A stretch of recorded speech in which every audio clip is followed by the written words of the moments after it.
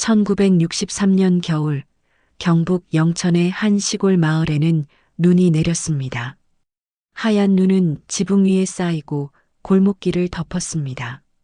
하지만 그 고요함은 한 집안까지 닿지 못했습니다. 한지수는 12살이었습니다. 부엌 한쪽에 쪼그려 앉아 설거지를 하고 있었습니다. 차가운 물에 손이 빨갛게 얼어붙었지만 소리를 내지 않았습니다. 소리를 내면 안 된다는 것을 알고 있었습니다. 여자는 조용해야 한다. 아버지 한병수는 늘 그렇게 말했습니다. 그는 마을에서 존경받는 사람이었습니다. 학교 이사였고 땅도 조금 있었습니다. 사람들은 그를 한 선생님이라 불렀습니다. 하지만 집안의 그는 달랐습니다. 남자는 왕이고 여자는 그림자다. 그림자는 소리를 내지 않는다. 그의 목소리는 낮고 무거웠습니다.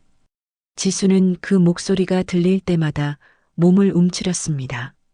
어머니 이분옥은 35살이었습니다. 한때는 마을에서 손꼽히는 미인이었다고 합니다. 하지만 지금 그녀의 얼굴에는 웃음이 없었습니다. 늘 고개를 숙이고 걸었고 말수가 적었습니다. 오빠 한기석은 15살이었습니다. 중학생이었던 그는 최근 들어 아버지를 닮아가고 있었습니다. 말투가 거칠어졌고 여동생을 대하는 태도도 달라졌습니다. 여자애가 공부는 왜 해? 시집이나 잘 가면 되지. 아버지는 만족스러운 표정으로 고개를 끄덕였습니다. 지수는 오빠의 눈빛이 차갑게 변하는 것을 기억합니다. 저녁 식사 시간이었습니다. 가족은 밥상 앞에 앉았습니다. 아버지가 자리에 앉을 때까지 아무도 숟가락을 들지 않았습니다. 지수는 성적이 어떠냐? 반에서 5번째입니다. 아버지는 코웃음을 쳤습니다. 여자애가 무슨 공부가 필요하냐? 그 시간에 집안일이나 배워라. 지수는 고개를 더 숙였습니다. 밥알이 목구멍으로 넘어가지 않았습니다. 하지만 참았습니다. 참는 것이 살아남는 방법이라는 것을 알고 있었습니다. 그날 밤 지수는 작은 방에 누워 창문 너머 달빛을 바라보았습니다. 나는 왜 여자로 태어났을까? 그녀는 자신이 잘못 태어났다고 생각했습니다. 아버지의 말대로 여자는 그림자여야 한다면 그녀는 존재하지 않는 것과 같았습니다. 며칠 후 마을 어귀에서 소란이 일었습니다. 옆집 아저씨가 술에 취해 아내를 때렸다는 소문이었습니다. 사람들은 수군거렸지만 아무도 나서지 않았습니다. 집안일은 집안에서 해결하는 거야. 지수는 깨달았습니다. 침묵은 이 마을의 법칙이었습니다. 여자는 맞아도 참아야 했고 아이는 보고도 못 본 척해야 했습니다. 겨울이 깊어질수록 집안의 공기는 더 무거워졌습니다. 아버지의 목소리는 더 커졌고 어머니의 그림자는 더 얇아졌습니다. 어느 날 밤 지수는 어머니가 부엌에서 혼자 우는 것을 보았습니다. 소리 없이 어깨만 떨고 있었습니다. 지수는 다가가고 싶었지만 그러지 못했습니다. 그녀도 울고 싶었지만 참았습니다. 이 집에서 눈물조차 허락되지 않았습니다. 문은 닫혀 있었습니다. 창문도 닫혀 있었습니다. 그리고 지수의 입도 닫혀 있었습니다. 그녀는 알지 못했습니다. 이 침묵이 얼마나 오래 지속될지, 그리고 언젠가 이 문을 열고 나갈 수 있을지를요. 하지만 한 가지는 확실했습니다. 이 집에서 침묵은 생존이었고 순종은 유일한 선택이었습니다. 12살 한지수는 그렇게 배웠습니다. 말하지 말 것, 묻지 말 것, 그리고 절대 저항하지 말 것을. 1968년 1월 지수는 중학교 2학년이 되었습니다. 눈은 여전히 내렸고 마을은 여전히 조용했습니다. 학교에서 돌아온 지수는 책가방을 내려놓았습니다. 손이 떨렸습니다. 오늘 시험 성적표를 받았는데 국어에서 98점을 받았습니다. 반에서 1등이었습니다. 하지만 기쁘지 않았습니다. 아버지가 알면 어떻게 하실까? 성적표를 책가방 깊숙이 숨겼습니다. 잘한다는 것도 죄가 될 수 있었습니다. 학교에는 새로 부임한 선생님이 있었습니다. 정난희 선생님이었습니다. 서울에서 온 젊은 여자 선생님이었습니다. 지수야, 잠깐 남아볼래? 어느 날 방과 후 정 선생님이 지수를 불렀습니다. 너 요즘 표정이 안 좋구나. 혹시 집에서 무슨 일 있니? 선생님의 눈빛은 따뜻했습니다. 누군가 자신을 보고 있다는 느낌이었습니다. 아닙니다. 괜찮습니다. 지수야, 내가 쓴 장문을 읽었어. 정말 잘 썼더라. 너는 글에 재능이 있어. 혹시 공부를 더 하고 싶니? 지수는 대답하지 못했습니다. 대학이라는 단어는 너무 먼 곳이었습니다. 생각해봐. 선생님이 도와줄 수 있어. 그날 저녁 식탁에서 아버지가 말했습니다. 지수는 올해까지만 학교 다녀라. 내년부터는 집에 있어야 한다. 어머니가 숟가락을 떨어뜨렸습니다. 지수는 숨이 멎었습니다. 아버지, 저는 공부를 더 하고 싶습니다. 처음으로 지수가 아버지에게 말했습니다. 작은 목소리였지만 그녀는 용기를 냈습니다. 순간 공기가 얼어붙었습니다. 여자가 감히 아버지한테 대들어. 아버지가 밥상을 쳤습니다.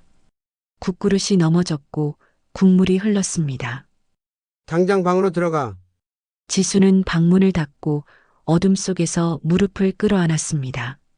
눈물이 났지만 소리내어 울지 않았습니다. 며칠 후 마을에 소문이 돌았습니다. 정 선생님이 한 집의 여자아이를 선동한다는 소문이었습니다. 학교에서 정 선생님이 지수를 불렀습니다. 지수야, 미안해. 선생님이 너한테 무리한 걸 말한 것 같구나. 아닙니다. 선생님 잘못이 아닙니다. 저는 원래 이렇게 사는 게 맞습니다. 그 말을 하는 순간 지수는 깨달았습니다.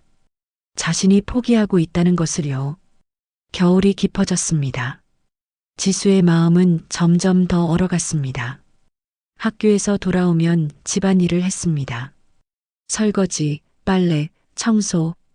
반복되는 일상 속에서 그녀는 점점 투명해져 갔습니다. 2월이 되었습니다. 정 선생님이 정근을 간다는 소식이 들렸습니다. 마지막 날 정 선생님은 지수에게 작은 노트 한 권을 주었습니다. 지수야, 이거 가져. 내 이야기를 여기에 써. 언젠가 누군가 읽게 될 거야. 포기하지 마. 길은 언젠가 열려. 내가 찾을 수 있을 거야. 선생님은 떠났습니다. 지수는 텅 빈 교실에 홀로 남아 처음으로 소리내어 울었습니다. 하지만 집으로 돌아가는 길, 지수는 눈물을 닦았습니다. 침묵의 가면을 다시 썼습니다. 그날 밤 지수는 노트 첫 페이지에 한 줄을 적었습니다. 나는 한지수입니다. 나는 존재합니다. 그것이 그녀가 할 수 있는 유일한 저항이었습니다. 1971년 3월 지수는 16살이 되었습니다. 중학교를 졸업한 그녀는 집에 있었습니다. 아버지의 말대로 더 이상 학교에 가지 않았습니다. 지수야, 오늘 김시댁에서 중매 이야기가 온다.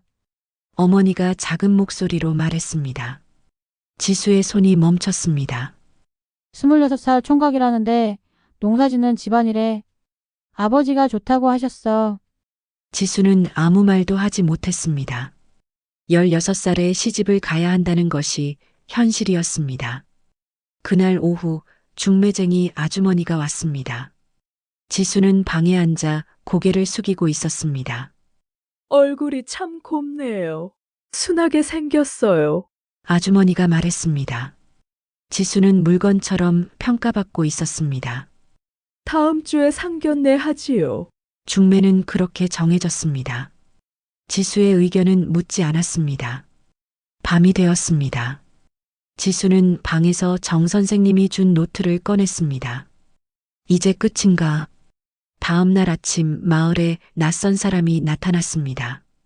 정난희 선생님이었습니다. 3년 만에 다시 돌아온 것입니다. 지수 좀 만나게 해주세요. 꼭 할 말이 있습니다. 두 사람은 마을 어귀로 걸어갔습니다. 봄바람이 불었습니다. 지수야, 서울로 가자. 선생님이 도와줄게. 서울요? 응. 서울에는 너를 모르는 하늘이 있어. 내가 누구인지 어디서 왔는지 아무도 묻지 않아. 너는 그냥 너로 살 수 있어. 지수는 눈물을 흘렸습니다. 하지만 아버지가 절대 허락하지 않으실 거예요. 그래서 도망쳐야 해, 새벽에. 선생님이 모든 걸 준비했어. 지수는 망설였습니다. 평생 순종하며 살았던 그녀에게 도망이라는 단어는 너무 무거웠습니다. 그날 밤 정 선생님은 어머니와 긴 시간 이야기했습니다. 지수 어머니, 딸을 보내주세요. 이대로 가면 지수는 평생 불행할 겁니다. 긴 침묵이 흘렀습니다. 그리고 어머니의 작은 목소리가 들렸습니다.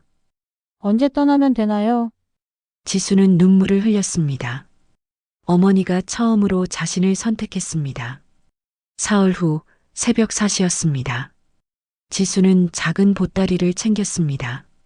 옷 몇 벌과 노트, 그리고 어머니가 몰래 준 돈이 전부였습니다. 어머니가 부엌에 나와 있었습니다. 지수야, 꼭 살아라. 내가 원하는 대로 살아. 어머니가 지수의 손을 잡았습니다. 차갑고 거친 손이었습니다. 어머니도 같이 가요. 안 돼, 엄마는 여기 있어야 해. 기석이도 있고 괜찮아. 엄마는 이미 끝난 사람이야. 너라도 살아야 해. 어머니는 지수를 안았습니다. 처음이자 마지막 포옹이었습니다. 가거라, 뒤돌아보지 말고. 버스 정류장에 도착했습니다. 새벽 첫 버스가 왔습니다. 후회 안 할 거지? 모르겠어요. 하지만 안 가면 더 후회할 것 같아요. 버스가 출발했습니다. 마을이 점점 작아졌습니다. 해가 떠오르고 있었습니다. 붉은 아침 햇살이 들판을 비쳤습니다. 무섭니까? 네. 하지만 조금은 자유로운 것 같아요. 지수는 처음으로 웃었습니다. 진짜 웃음이었습니다. 두려움보다 해방감이 컸습니다. 버스는 계속 달렸습니다. 풍경이 바뀌었습니다. 지수는 그 모든 것을 눈에 담았습니다. 나는 떠난다. 새로운 곳으로. 서울이 가까워졌습니다. 문은 열렸습니다. 비로소 지수의 인생이 시작되었습니다. 1971년 봄 지수는 서울에 도착했습니다. 버스에서 내린 그녀는 멍하니 서 있었습니다. 사람들이 너무 많았습니다. 건물이 높았고 소음이 컸습니다. 모든 것이 낯설었습니다. 여기가 서울이야. 정 선생님이 말했습니다. 지수는 고개를 끄덕였습니다. 가슴이 두근거렸습니다. 봉천동 하숙집. 박소영이 문을 열었습니다. 30살쯤 되어 보이는 여자였습니다. 짧은 머리에 바지를 입고 있었습니다. 난이야, 왔구나. 이 아이가 지순이. 들어와, 배고프지?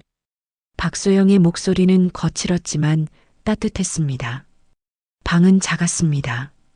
2평 남짓한 공간에 이불과 작은 책상이 전부였습니다. 하지만 지수는 괜찮았습니다. 여기는 아버지가 없었습니다. 정 선생님은 이틀을 머물다가 떠났습니다. 지수는 혼자 남았습니다. 처음 며칠은 방에만 있었습니다.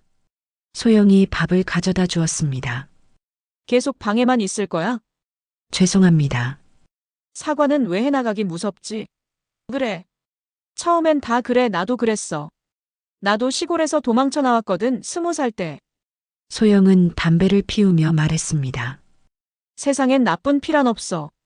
나쁜 건 선택이야. 넌 나쁜 선택을 하지 않았어.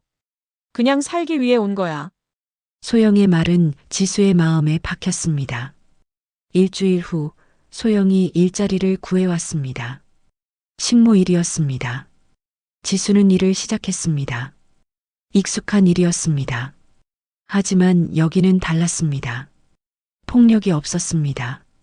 지수 씨, 고생 많았어요. 이거 드세요. 주인 아주머니가 간식을 주었습니다. 지수는 처음으로 일에 대한 대가와 존중을 받았습니다. 몇 달이 지났습니다. 지수는 점점 서울에 적응했습니다. 골목길을 걸었고 시장에 갔습니다. 1973년 지수는 작은 공장에서 재봉 일을 시작했습니다. 힘들었지만 돈은 더 많이 벌었습니다. 저축을 했습니다. 언젠가 자신의 가게를 갖고 싶었습니다. 어느 날 공장에서 한 남자를 만났습니다. 김태윤이라는 남자였습니다. 32살의 조용한 남자였습니다. 실례지만 저기 실 좀 건네주시겠어요? 그 후로 두 사람은 가끔 이야기를 나눴습니다. 태윤은 과거를 묻지 않았습니다. 그저 오늘의 지수를 봤습니다. 1975년 태윤이 청혼했습니다. 저와 결혼해 주시겠어요? 과거는 묻지 않겠습니다. 그냥 앞으로만 보고 살아요. 지수는 생각했습니다. 결혼이라는 말이 두려웠습니다. 하지만 태윤은 달랐습니다. 네, 좋아요. 결혼식은 소박했습니다. 소영과 정 선생님, 그리고 몇몇 친구들이 전부였습니다. 지수는 행복했습니다. 1977년 아들 민서가 태어났습니다. 지수는 작은 생명을 품에 안았습니다. 눈물이 났습니다. 절대 너에게는 내가 받은 것을 주지 않을 거야. 너는 사랑받으며 자랄 거야. 1980년 지수는 작은 분식집을 열었습니다.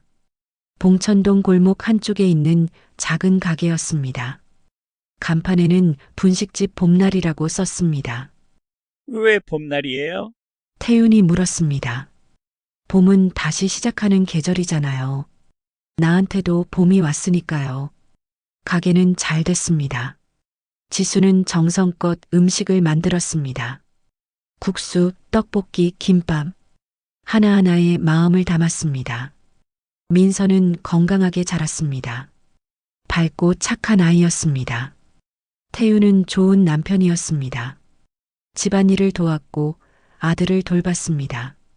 지수를 때리지 않았습니다. 세월이 흘렀습니다. 1990년대가 되었습니다. 분식집은 동네 사람들의 사랑방이 되었습니다. 민서는 대학에 들어갔습니다.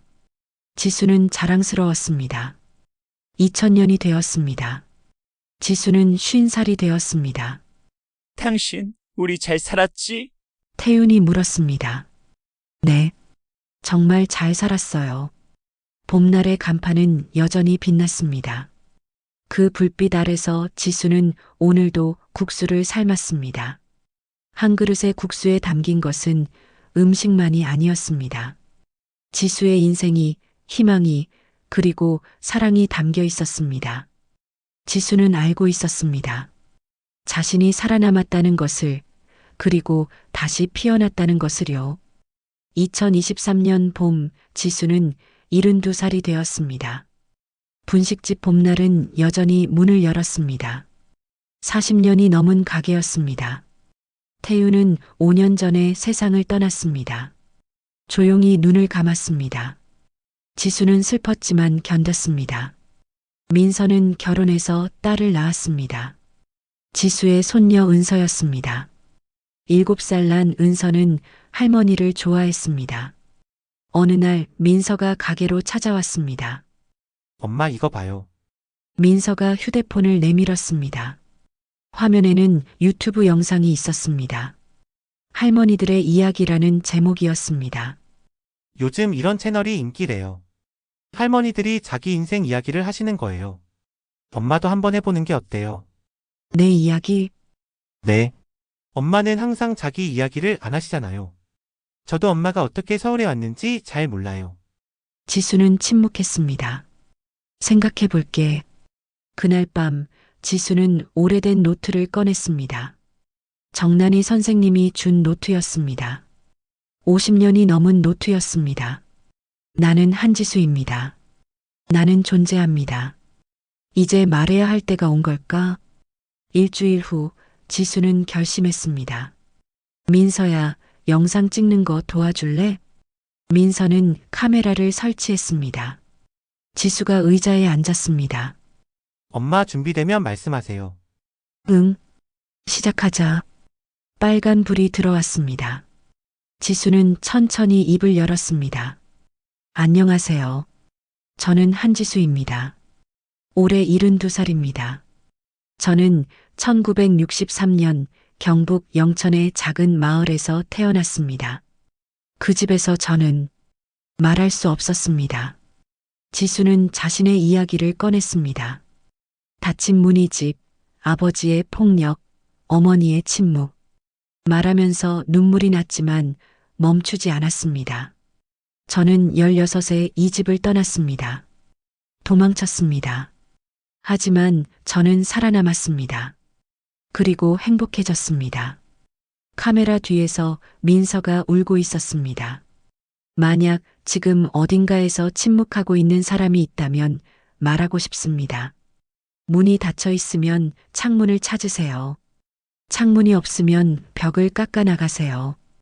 반드시 출구는 있습니다. 영상이 끝났습니다. 지수는 긴 숨을 내쉬었습니다. 50년 동안 품고 있던 무게를 내려놓은 기분이었습니다. 엄마 몰랐어요. 정말 몰랐어요. 민서가 어머니를 안았습니다. 지수는 아들의 등을 토닥였습니다. 괜찮아. 이제 다 괜찮아. 영상은 유튜브에 올라갔습니다. 처음에는 조회수가 적었습니다. 하지만 점점 퍼져나갔습니다. 일주일 후 댓글이 달리기 시작했습니다. 저도 그런 집에서 자랐습니다. 할머니 이야기가 제 이야기 같아요. 할머니, 용기 주셔서 감사합니다. 저도 이제 말할 수 있을 것 같아요. 울면서 봤습니다. 할머니의 강인함에 감동받았습니다. 댓글은 수백 개가 되었고 수천 개가 되었습니다. 사람들이 공감했습니다. 어느 날 가게에 낯선 여자가 찾아왔습니다. 40대쯤 되어 보이는 여자였습니다. 할머니, 영상 봤어요. 제가 용기를 내서 왔어요. 그래요? 앉아요. 여자는 지수 앞에 앉아 자신의 이야기를 꺼냈습니다. 남편의 폭력, 시댁의 압박, 도망치고 싶지만 두려운 마음. 어떻게 해야 할까요? 지수는 여자의 손을 잡았습니다. 떠나세요. 당신이 살아야 해요. 아이들도 당신이 살아있어야 지킬 수 있어요. 하지만 저도 두려웠어요. 하지만 떠나지 않았으면 지금의 저는 없었을 거예요. 용기를 내세요. 여자는 울었습니다. 그리고 고개를 끄덕였습니다. 감사합니다, 할머니. 여자가 떠난 후 비슷한 사람들이 찾아왔습니다. 지수는 그들의 이야기를 들어주었습니다. 국수를 대접하고 손을 잡아주었습니다. 엄마는 이제 많은 사람들의 희망이에요. 민서가 말했습니다. 아니야. 난 그냥 살아남은 사람일 뿐이야. 하지만 그게 누군가에게 도움이 된다면 기쁜 일이지. 2024년 봄 지수는 고향을 찾았습니다. 50년 만의 귀향이었습니다. 민서와 은서가 함께였습니다. 마을은 많이 변했습니다. 낡은 집들은 사라지고 새 건물이 들어섰습니다. 하지만 골목의 모양은 여전했습니다. 옛집 앞에 섰습니다. 지금은 다른 사람이 살고 있었습니다. 지수는 대문을 바라보았습니다. 더 이상 두렵지 않았습니다. 엄마 괜찮아요? 응. 이상하게 평온해. 마을 공동묘지로 갔습니다. 어머니의 묘가 있었습니다. 비석에는 이분옥 이름이 새겨져 있었습니다. 어머니, 저 왔어요. 늦었지만 지수는 묘 앞에 앉았습니다. 눈물이 났습니다. 어머니가 저를 보내주셔서 제가 살았어요. 감사해요. 그리고 미안해요. 어머니는 못 모시고 와서 바람이 불었습니다. 봄바람이었습니다. 따뜻했습니다. 은서가 할머니 옆에 앉았습니다. 할머니 슬퍼요. 아니야. 이제는 괜찮아. 할머니는 행복했어. 서울로 돌아왔습니다. 분식집 봄날은 여전히 문을 열었습니다. 지수는 오늘도 국수를 삶았습니다. 단골 할아버지가 들어왔습니다. 사장님 요즘 유명인이시더라. 우리 손녀가 그러던데 할머니 영상 보고 울었대. 용기를 얻었다고. 지수는 웃었습니다. 그럼 됐네요. 국수를 내놓으며 지수는 생각했습니다. 자신의 이야기가 누군가에게 닿았다는 것을요. 침묵이 말이 되었고 상처가 위로가 되었다는 것을요. 저녁이 되었습니다. 가게 문을 닫고 지수는 간판을 바라보았습니다. 분식집 봄날. 오래된 간판이었지만 여전히 빛났습니다. 봄은 다시 온다. 지수는 중얼거렸습니다. 그녀는 알고 있었습니다. 아무리 긴 겨울도 끝이 있다는 것을요. 그리고 살아남은 사람은 다시 꽃을 피울 수 있다는 것을요. 카메라 앞에서 했던 말이 떠올랐습니다. 문이 닫혀 있으면 창문이 없으면 벽을 깎아 나가세요. 지수는 그렇게 살았습니다. 그리고 이제 많은 사람들에게 그 길을 보여주고 있었습니다. 밤하늘에 별이 떴습니다. 지수는 하늘을 올려다보았습니다. 서울의 하늘은 영천의 하늘과 달랐습니다. 하지만 별은 똑같았습니다. 정난이 선생님, 보고 계세요? 저 잘 살고 있어요. 지수는 속으로 말했습니다. 선생님은 10년 전에 세상을 떠났습니다. 하지만 지수는 알고 있었습니다. 선생님이 자랑스러워할 거라는 것을요. 집으로 돌아가는 길, 지수는 가벼운 발걸음으로 걸었습니다. 72살의 할머니였지만 그녀의 걸음은 젊었습니다. 봄날의 바람이 불었습니다. 따뜻한 바람이었습니다. 한지수의 봄은 아직 끝나지 않았습니다. 그리고 그녀의 이야기를 들은 수많은 사람들에게도 봄이 오고 있었습니다. 침묵은 끝났습니다. 이제 말의 시대였습니다. 증언의 시간이었습니다. 그리고 한지수는 오늘도 내일도 자신의 자리에서 빛나고 있었습니다.